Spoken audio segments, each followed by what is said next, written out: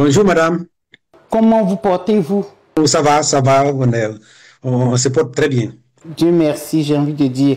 À notre rendez-vous hebdomadaire, les thèmes que nous abordons aujourd'hui sont la proclamation de la liste définitive des candidats à la présidentielle d'octobre 2025, le décryptage de ces candidats retenus par le Conseil constitutionnel, le message très important du président Cheikh Tidiane Thiam, président du PDCI-RDA. Nous terminerons par les alliances politiques du PDCI-RDA. On peut y aller? Merci madame, on peut y aller. Oui. Prévu le 10 septembre 2025, c'est finalement le 8 septembre que les magistrats, garants de la constitutionnalité, avec à leur tête Mme Chantal Camara, ont proclamé la liste définitive des candidats à l'élection présidentielle d'octobre 2025. Le PDCI-RDA ne participera pas à l'élection présidentielle de la Côte d'Ivoire. Monsieur le porte-parole, à chaud, votre analyse. Merci madame, je voulais d'abord rectifier. Le PDCI-RDA participera aux élections présidentielles 2025. Donc, il faut que les militants sachent que nous participerons aux élections présidentielles de 2025. Nous n'allons pas abandonner la lutte et nous avons toujours dit sur cette antenne que le PDCI-RDA et même le président Gbagbo, avec lequel nous sommes en alliance pour le front commun, nous allons lutter jusqu'au dernier moment pour que les deux leaders participent aux élections présidentielles de 2025. Madame, pourquoi j'ai dit cela? Les Ivoiriens ont peur et à juste titre des différentes crises que nous avons connues pour les élections présidentielles depuis la mort du président Félix Houphouët-Boigny. Les Ivoiriens ne peuvent pas tirer les leçons du passé. Il faut qu'une fois pour toutes, on tire les leçons du passé. Quand le président Houphouët-Boigny est décédé le 7 décembre 1993, la Constitution prévoyait que c'était le président de l'Assemblée nationale qui prenait automatiquement position comme président de la République pour terminer le mandat. Là, il y a eu des gens qui sont levés pour ne pas vouloir appliquer la loi. En 1995, vous vous rappelez le boycott actif, qui a failli encore nous créer des problèmes. Oui. En 1999, il y a eu le coup d'État. En 2000, déjà, janvier, il y a eu tentative de coup d'État. En 2002, il y a eu tentative de coup d'État qui s'est muée en rébellion. Déjà en 2000 même, les élections ont eu lieu, il y a eu des morts. Donc chaque fois, il y a des morts. Nous avons cru, le PDCI-RDA, qu'en passant par des négociations, pour aboutir à un soutien du RDR, pour arriver au pouvoir, nous allons tirer les leçons de toutes ces crises pour éviter d'autres crises à venir. Malheureusement, en 2020, il y a eu encore des crises. Il faut qu'une fois pour toutes, on s'accorde pour qu'on aille aux élections 2025 sans qu'il y ait de crise. C'est pourquoi j'ai dit nous irons aux élections ensemble. Et on ne peut pas choisir ses adversaires. Il faut que le peuple choisisse qui va le gouverner. Madame, je vais vous dire une chose. Vous venez de dire que le lundi passé, il y a eu proclamation des résultats. Tout est une question de texte.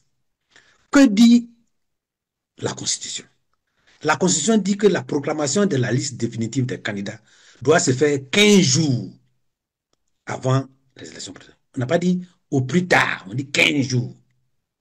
Regardez bien l'article 127 de la Constitution. Une loi subséquente vient prendre le pied pour dire, la loi organique, pour dire 45 jours avant. Les juges constitutionnels doivent veiller à ce que les lois qui se prennent soient en conformité avec la Constitution. Madame, 30 jours de différence, ces 30 jours-là pouvaient permettre de faire la révision de la liste électorale. Donc, c'est extrêmement important. Deuxième élément important, le juge constitutionnel doit veiller à ce que les lois qui sont prises là soient appliquées de manière équitable à tous les citoyens. Et que quand le citoyen se sent lésé, la juridiction doit dire il est biaisé, etc., etc. Madame, le fait de ne pas faire la révision de la liste électorale, pourquoi les Ivoiriens comprennent? La loi dit que quand vous êtes naturalisé ivoirien, vous avez 6 mois avant d'être éligible, par exemple, aux élections législatives. Supposons que vous soyez naturalisé en janvier 2024. En janvier 2025, vous avez plus de 6 mois, vous avez 1 an. Vous êtes donc, Ami a dit, bon, je vais m'inscrire sur la liste électorale. Je vis longtemps dans ce pays, j'ai des intérêts, j'ai rempli les conditions, je veux briguer à un poste de député. Mais le fait qu'il n'y ait pas eu de révision en 2025, vous êtes privé. Voyez-vous? Donc, tous ceux qui voulaient s'inscrire en 2025, qui ont 25 ans au moins, qui ont plus de 25 ans, ne pourront pas participer. S'ils veulent être candidats aux législatives, ils ne pourront pas le faire. Ils sont donc discriminés. Donc, l'application de la loi à double mesure, par article, ne permet pas, est injuste. C'est de ça que nous parlons. Ils ont, à cause du président Tidjane Thiam, ils n'ont pas voulu faire la révision de la liste électorale en 2025. C'est à cause de lui, il n'y a pas autre chose. Parce qu'ils se disent, ici, il reçoit son certificat de nationalité en 2025. Nous allons, par un truchement, dire qu'il n'est pas le sorti de la liste électorale. Mais pour ne pas lui permettre de se réinscrire, on ne fait pas d'élection, de révision de la liste électorale. J'ai écouté il n'y a pas longtemps le doyen Ourawa Abou qui a fait la consigne. Il a dit c'est au moment où on doit déposer sa candidature comme président, candidat à la présidence, qu'on doit prouver qu'on s'est défait de sa nationalité et autre nationalité si on l'a. Normalement, c'est ce qu'on devait appliquer au président Tidjane Thiam. Mais on a trouvé des assurances pour abrir là. Et on a fait, comme je dis, fermer la porte bouclée à double tour. On enlève sur la liste. Honorable, à vous entendre, j'ai envie de vous demander, vous pensez que le droit n'a pas été dit? Le droit n'a pas été dit, justement. Et quand le droit n'est pas dit, ça mène à des situations qui créent de l'injustice. Et c'est ce que le président du PDCI-RDA a dit, on amène le pays dans un impasse.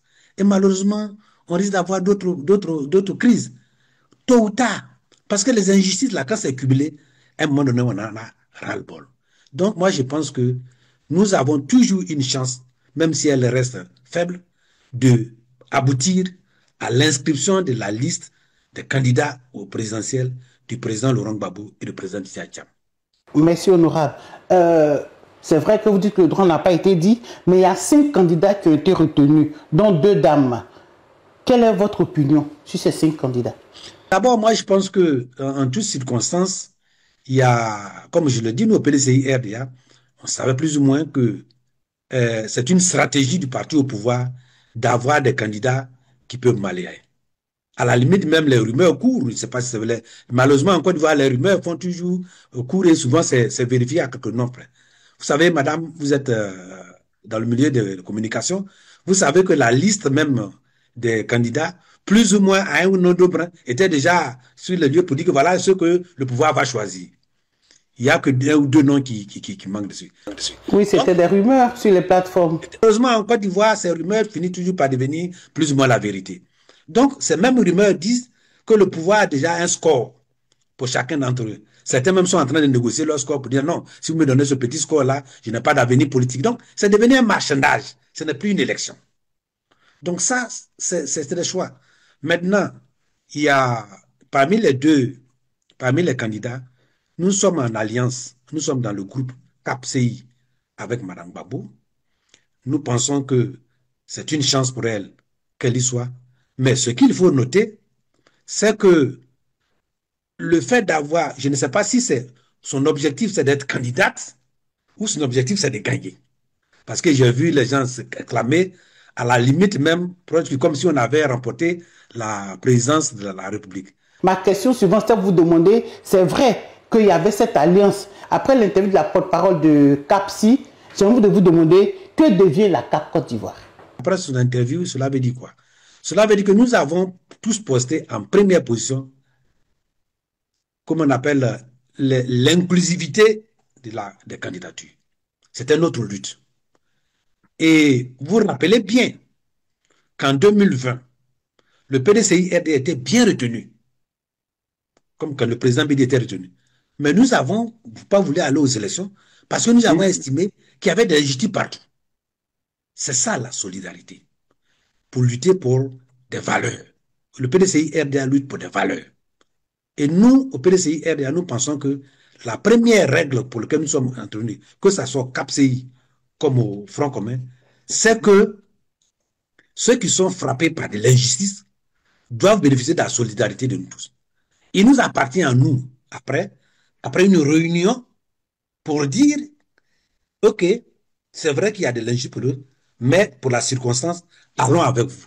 Mais le fait de se singulariser, cela veut dire que déjà, vous êtes désolidarisé des autres. Alors que vous ne pouvez pas gagner sans l'appui des autres. La première chose, non, de condamner cette injustice. La première chose, plutôt que de féliciter le Conseil constitutionnel, on devait condamner la forfaiture du Conseil constitutionnel. Et après, pour dire, nous sommes dans un groupe, nous avons retenu, nous revenons donc au groupe et le groupe se prononcera sur la situation. Si le groupe estime que la situation étant, nous allons nous accorder quand même pour le changement que nous voulons, pour vous appuyer. Voilà la démarche que moi je pense que MGC devrait faire et se référer donc à CAPCI, se référer donc au président qui préside la CAPCI, qui est le président Tidiane Tiam, pour dire qu'est-ce qu'on fait de la situation. Voilà, moi, une attitude comme ça m'aurait été une attitude beaucoup plus solidaire et c'est dans la solidarité qu'on peut vivre. Mais si on s'exclame déjà qu'en oubliant ses partenaires, soit on a pour objectif d'être uniquement candidat, en ce moment l'objectif est atteint, on n'a pas à aller loin. Maintenant, si l'objectif c'est de gagner, moi, à leur place, on aurait adopté un autre type de comportement. Oui, mais honorable, est-ce que cette joie n'est pas le résultat de la discussion qu'a eu la CAPCI avec le RHDP? Mais tout ça la rend dans le même pot. Si c'est le résultat, donc cela veut dire qu'il y a eu des solidarisations de MGC par rapport à ça. Je ne crois pas, moi je n'accuse pas les gens. Je fais une analyse de ce que je sais. Et je pense que cette analyse-là dit que on est dans un groupe. Il y a une situation qui s'est posée. La première chose, savons tous qu'il y a une injustice qui s'est posée. Et pour le président, comment on appelle, surtout dans le cas du CAPCI, pour le président du PDCI-RDA, qui préside CAPCI. La première chose, nous avons reçu l'information de ce que nous sommes retenus, mais nous sommes dans un groupe et seuls nous ne pouvons pas gagner. Donc nous allons nous référer dans un premier temps au groupe pour analyser froidement la situation, pour voir l'attitude. Si le groupe estime que, parce que, rappelez-vous madame, nous n'avons pas signé d'accord pour dire telle personne va aux élections, telle personne ne va pas en soutien. Donc, étant donné que la situation s'est posée, on se réfère donc au groupe, convoquer rapidement le CAPCI pour dire qu'est-ce qu'on fait, qu'est-ce qu'on analyse. La CAPCI, la coalition analyse pour dire nous sommes dans un groupe, même s'il y a de l'injustice, nous avons pour objectif de gagner. Alors, dans cette circonstance, nous allons appuyer le candidat. En ce moment-là, c'est bon. Mais si on jubile parce que nous, on a été écartés, ou on jubile parce qu'eux seuls ont été retenus. On ne sait pas. Donc, voilà ce que moi, j'analyse comme situation. Maintenant, pour les autres candidats, moi, je pense que, honnêtement, on est en Côte d'Ivoire. On est en Côte d'Ivoire. Et le RDR a été très malin. Vous savez qu'en 2020, il y avait un seul candidat contre eux. Ils ont failli créer une situation où si le candidat unique se désistait, alors ils allaient avoir un problème de foreclosure. Donc cette fois-ci, ils ont pris soin de prendre des petits candidats pour que, en tenant compte des engagements que les uns et les autres ont pris, pour ne pas qu'à un moment donné, ils se fassent, ils aient un seul pied pour danser, mais qu'ils aient plusieurs pieds pour qu'éventuellement, même si des pieds tombent, au moins à la fin, ils auront un ou deux qui vont les accompagner. Moi, je pense que c'est comme ça que l'analyse se fait. Et donc, ils ne veulent pas prendre le risque pour un ou deux candidats. Donc, ils en ont pris un certain nombre qui, malgré tout, leur permettra d'avoir, d'après eux, un plébiscite au-delà de 90% de, de suffrages exprimés. Et puis bon, c'est le plébiscite et puis ça sort. Nous allons faire les élections le 25. Le 27, déjà, ils ont les résultats. Et puis, nous, allez. Donc, voilà la stratégie. Et donc, sinon, les autres candidats, moi, je n'ai pas envie de me prononcer là-dessus parce que M. Dombelo, il est membre du PPACI. Vous avez vu les décisions que le PPACI a prises. Et il ne va pas au titre du PPACI, il ne va pas aussi au titre du Front commun. Donc, il lui appartient de faire une analyse froide de la situation pour voir comment est-ce que lui, il peut avancer. Maintenant, M. Jean-Luc Billon, bien entendu, avait pour objectif d'être candidat. Je l'ai toujours dit, il est candidat, son objectif est atteint. Donc, tous les malheurs que le PDCI a pendant un moment donné par Mme Valérie Apo, et aujourd'hui, on se rend compte que Mme Valérie Apo est un pion essentiel de son dispositif. Donc, moi, je pense que il n'a qu'à avancer maintenant pour aboutir à ce qu'il voulait, c'est d'être candidat et d'avoir marqué dans son CV qu'il a été candidat à la présidence de la République. Mais visiblement, il ne peut pas battre le président Ouattara. Pour le ministre Jean-Luc Bion, des voix du PDCI qui s'élèvent pour demander aux militants et aux militants du PDCI de s'aligner derrière le ministre Jean-Luc Bion parce qu'étant militant du PDCI RDA. Non, monsieur Jean-Luc Bion, c'est pas des voix du PDCI. Il peut y avoir des militants, des individus, mais la voix du PDCI, elle est portée par le président du parti. Et elle est relayée par la mienne. Et justement, il faut être honnête. En politique, il y a un minimum d'honnêteté. Quand on prend la photo du président Bédier et qu'on vient scanner et puis qu'on met pour dire que je suis l'homme du président Bédier, et qu'on vient dire aussi, certains viennent dire que non, le président Bédier ne parlait pas au président Thiam pendant des années. Moi, madame, moi, j'ai été porte-parole du président Bédier, au moins pour les 3 dernières années. J'ai été proche de lui. Quand le président Bédier, je n'ai pas voulu souvent parler des individus, mais à un moment donné, il faut dire des choses. Quand le président Bédier a été assiégé, son dirigeant a été assiégé, il était question de lutter pour libérer le président Bédier. Mais M. Billon, lui, il était à la maison du parti. C'est lui qui avait fait la liste de ceux qui avaient droit à rentrer à la maison du parti. Il a fait quoi pour la libération du président Bédier? Quand on a un père qui est en difficulté, la première chose, c'est de savoir aller au secours de son père plutôt que de chercher l'héritage. Et moi, je dis, devant Dieu, avec devant témoin, la personne avec qui je l'ai trouvé dans la maison du parti est au secrétariat exécutif aujourd'hui. Je les ai trouvés à la maison du parti et nous avons échangé. Après coup, je suis allé le voir dans son bureau jusqu'à descendre en BMW. À partir de ce moment-là, je me suis dit qu'on ne peut pas, on ne peut plus avancer.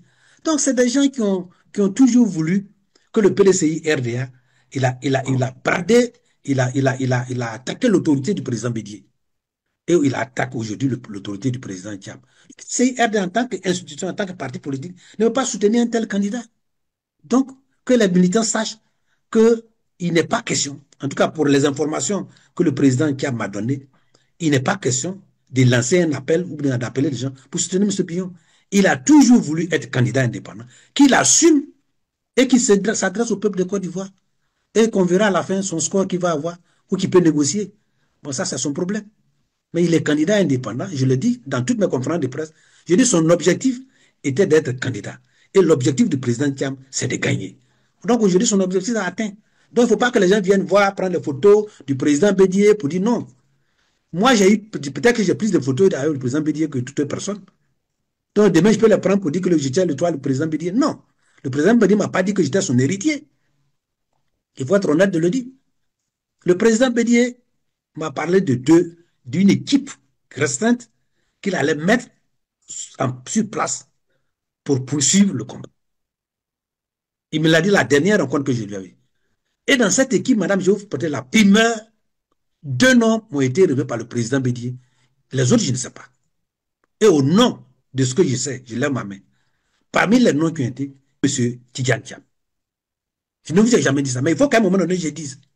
Et il m'a dit, va voir M. Thiam qui vienne prendre sa place dans cette équipe. Primeur de l'information, on revient toujours au PDCI avec le message du président Cheikh Tidjane Thiam. Il a fait un communiqué dans lequel il dénonce le choix des candidats par le Conseil constitutionnel. Et il termine par dire qu'il n'abandonnera jamais cette lutte. Votre analyse? Retenez la dernière phrase du président Tidjane Thiam. On n'abandonne pas le combat. Et je l'ai dit sur une des chaînes internationales que la politique, le combat politique n'est pas un combat à durée déterminée. C'est un combat à durée indéterminée. Quand vous êtes au pouvoir, vous vous battez pour rester le plus longtemps possible au pouvoir. Quand vous êtes dans l'opposition, vous vous battez pour aboutir au pouvoir. Et quand vous accédez au pouvoir, vous vous battez pour y rester le plus longtemps possible selon les règles. Donc, ce combat-là, il a duré indéterminée. Et nous continuons le combat. Et pour le moment, nous n'avons pas perdu le combat. La proclamation de la liste telle que faite par le Conseil constitutionnel est injuste et ne respecte pas le droit. Comment les juges constitutionnels jugent-ils le fait que le code électoral, dans un article, dit d'après eux qu'il faut être inscrit sur la liste des droits. Donc, un autre article aussi dit il faut que la révision de la liste des droits soit annuelle. Ils veulent appliquer un article et ils ne demandent pas pourquoi on n'applique pas l'autre, alors que toutes les dispositions sont prises pour qu'elle ait lieu. C'est eux qui doivent dire, mais madame, monsieur de la CEI, vous devez assurer que tout le monde a eu la chance de s'inscrire en 2025, avant que la liste soit transmise. Voilà leur rôle. Mais s'ils estiment qu'il faut appliquer un article et ne pas appliquer d'autres, ce n'est pas normal. C'est de l'injustice. Ce n'est pas l'application du droit. C'est l'application sélective du droit. Et ça, nous n'acceptons pas cela. Nous terminons, honorable, par le dernier point qui est l'intervention du parti au pouvoir dans l'émission de décryptage de M. Théophile Kouamouo. Il a été dit dans cette émission que l'opposition veut faire du chaos en Côte d'Ivoire. Je vous félicite d'avoir suivi cette émission. Moi, j'étais en vidéoconférence dans cette émission et je crois que j'ai répondu à l'affaire Lakili qui a dit cela. Voyez-vous, souvent, il faut éviter, quand on est face aux médias, de donner des accusations qui sont des conséquences graves. Ouais. Nous sommes dans une paix fragile actuellement, en Côte d'Ivoire, où les arrestations sont multiples, où les gens accusent les gens n'importe comment. Venir s'asseoir sur une chaîne qui a une audience, on était à près de 100 et quelques mille vues, et que tu vas dire que non, l'option que veut prendre l'opposition, c'est le chaos, etc. Il a dit même des choses même graves. Il dit, mais la Côte d'Ivoire n'évitera pas cela. Et je lui ai dit non. Il ne faut pas. Le PDCI-RDA est un parti de paix. En tout cas, moi, je n'ai jamais été instruit ou parlé de ce qu'on veut le chaos. Nous avons toujours passé du dialogue. Et le fait de revendiquer qu'il y ait la justice, qu'il y ait le dialogue, ce n'est pas le chaos. Et le dialogue, justement, est malheureusement pour lui, bon, je ne sais pas s'il a fait exprès ou il ne s'est pas rendu compte, il a dit, il vaut mieux un mauvais arrangement qu'un bon procès. Je l'ai pris au mot pour dire, le mauvais arrangement, là, c'est la résultante du dialogue. Le dialogue, même quand on n'est pas d'accord, on trouve un compromis et puis on avance. Et que plutôt que d'appliquer une justice sélective qui risque de poser problème. Donc, si je vous félicite pour cet exemple. Et donc, l'opposition de Côte d'Ivoire, en tout cas le Front commun, dont je connais bien les tenants et l'aboutissant. Rappelez-vous que la déclaration de la création du Front commun, c'est moi qui l'ai lu. Nulle part, nous n'avons parlé d'une autre voie que la voie du dialogue et des discussions. Madame, je vous dis que les partis politiques qui ont envie d'aller loin n'ont pas intérêt à ce qu'il les pousse, comme le PDCI-RDA. Parce que nous avons échappé en 99 à la suspension ou bien la dissolution des partis politiques par le chef de l'État alors, Guy Urbain. Dans certains pays, quand les putschistes arrivent, la première chose, c'est la dissolution des partis politiques. Si nous voulons faire avancer, gagner le pouvoir démocratiquement, et qu'un tartampion, un inconnu vient, ou bien un troisième ou cinquième ou sixième larron, vient prendre le pouvoir et dissoudre le parti politique, quel sera notre intérêt? On n'a pas d'intérêt. Donc nous, on n'est pas dans ce...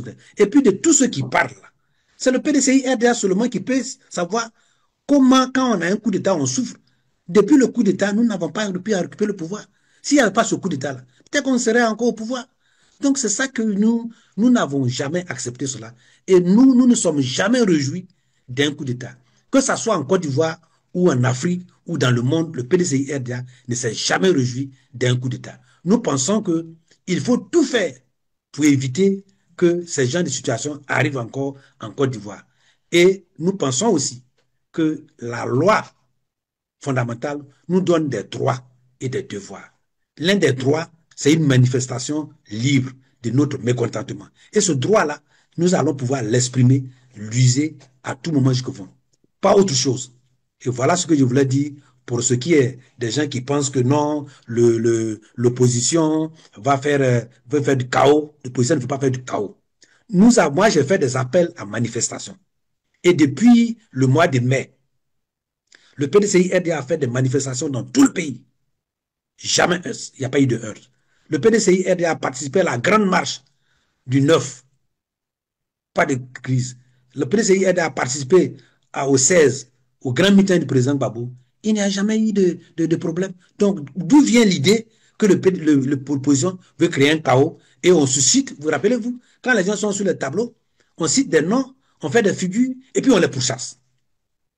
Ça là, c'est devenu, s'ils continuent comme ça, ils vont donner l'image d'un État policier à la Côte d'Ivoire. Or, je ne pense pas que cette image-là soit bonne pour notre pays. Il faut que nous arrêtons cela et qu'on avance.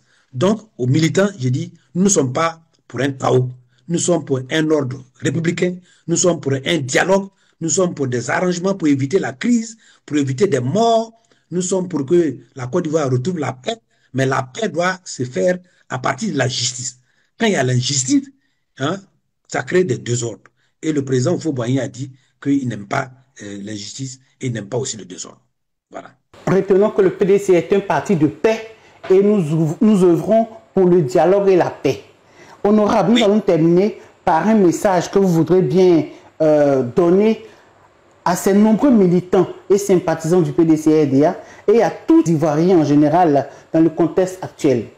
À tous les militants, je dis que quand on n'a pas fini de marcher, on ne finit pas de balancer les bras. La situation, on a une bataille politique. C'est une bataille politique qui a des relents juridiques et des relents politiques et des relents communicationnels. Et nous sommes là-dedans. Et nous avons aussi des relents diplomatiques. Donc, nous sommes dans le combat communicationnel que nous faisons, vous et nous tous. Nous sommes dans le relent politique que le président du parti conduit. Nous sommes dans le relent juridique que les juridictions internationales sont saisies. Et nous sommes dans un des relents diplomatiques que le président conduit. Donc, toutes ces bases-là, c'est quand nous aurons épuisé tout cela que nous viendrons, que le président du parti se prononcera définitivement sur ce que se fait. Et je pense que nous avons des chances. Donc, les militants doivent rester mobilisés pour les élections. Pour les élections, de faire confiance au président Thiam. Vous avez vu déjà, on commence à revenir sur des problèmes de traduction en justice, parce qu'ils ne peuvent pas, ils savent que la base avec le président du parti. Et il faut toujours faire l'objectif maintenant. Ils pensent qu'ils ont déjà obtenu l'objectif de soustraire le président de la liste des candidats. Alors maintenant, l'autre étape, c'est de faire en sorte que le président perde le parti et les gens qui sont autour, qui nous ont traité de repéros, qui ont traité le président de hors sol, c'est maintenant qui vont demander notre appui pour dire de les soutenir. Et donc, moi, je pense que rien ne marchera. Tant que la base et les militants seront majoritairement pour le président Thiam, il restera président du PDC-RDA. Et tant qu'il aura la confiance des militants, le président se battra jusqu'à ce que nous aboutissions à nous être sur la liste, compétir et gagner. L'acharnement contre le président Thiam, c'est la peur de le voir vainqueur. Parce qu'aucun candidat parmi les 5 qui sont là-bas ne peut battre Diane Thiam. Ça, moi, je vous le dis. Je mets quiconque au défi. C'est seulement ça qui fait qu'on veut l'écarter. Donc, c'est ça. Nous sommes dans un milieu national. Nous avons tous les sondages, nous avons toutes les enquêtes, nous avons tous les renseignements. Et c'est la raison pour laquelle on veut l'empêcher d'être candidat. Et c'est ce qui motive aussi le président Thiam à vouloir user de tous les moyens démocratiques, y compris même quand les moyens sont très minces, de les utiliser pour que nous puissions aboutir à cela. Et nous allons aboutir à cela. Parce que le monde n'est pas une enceinte adiabatique. Voyez-vous, c'est ouvert. Donc, le monde étant ouvert, nous sommes là en train de travailler pleinement. Et quand nous allons prendre le pouvoir, et nous le prendrons après les élections, moi je vous ai toujours dit que pour le président Thiam, il n'aura ni revanche, ni vengeance. Et allons pour la paix, la cohésion sociale et le développement. Les Ivoiriens vont-ils accepter, si nous sommes sur la liste des 3, de continuer avec un régime qui a endetté le pays plus que jamais dans l'histoire, qu'on ne peut pas savoir, qui n'a pas été capable de réduire la pauvreté suffisamment. Ils disent qu'en 2030, ils vont repasser à 20%. De 2011 jusqu'à maintenant, vous avez réduit à peu près de 1% par an. Maintenant, vous allez dire que de 2025 à 2030, vous allez passer de 38% ou bien 38% à 20%, 18 éléments. Vous avez ça, ça veut dire que c'est déjà du mensonge, c'est impossible. Qu'est-ce qui va changer dans le dispositif économique qui va le faire? Voilà un pays qui dit qu'on a un PIB élevé, oui, mais ils ont intégré la prostitution et la vente de la drogue, plutôt que de l'éduire comme étant ressource pour augmenter le PIB. Ça, c'est un gloire à ça. Voilà un pays où on a un problème d'éducation, un problème de santé, un problème d'environnement qu'on n'en parle pas. Notre environnement est complètement pollué. Et ça crée des problèmes de santé, des problèmes de maladies chroniques qu'on ne sait même pas d'où ça vient. Donc voilà les situations que nous vivons.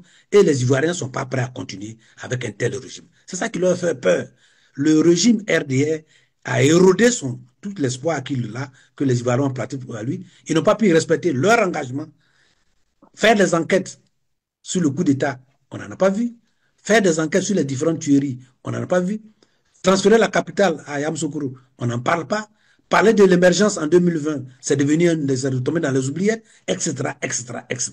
Donc, voilà un régime qui peut faire en sorte que chaque Ivoirien ait un toit à 5 millions et payable sur le combien d'années, on n'en a pas vu. Donc, toutes ces promesses non tenues, après avoir réalisé les grands travaux de l'éléphant d'Afrique par Tidjane Thiam, ils n'ont même pas pu être capables de présenter aujourd'hui quel est leur programme pour les Ivoiriens pour demain.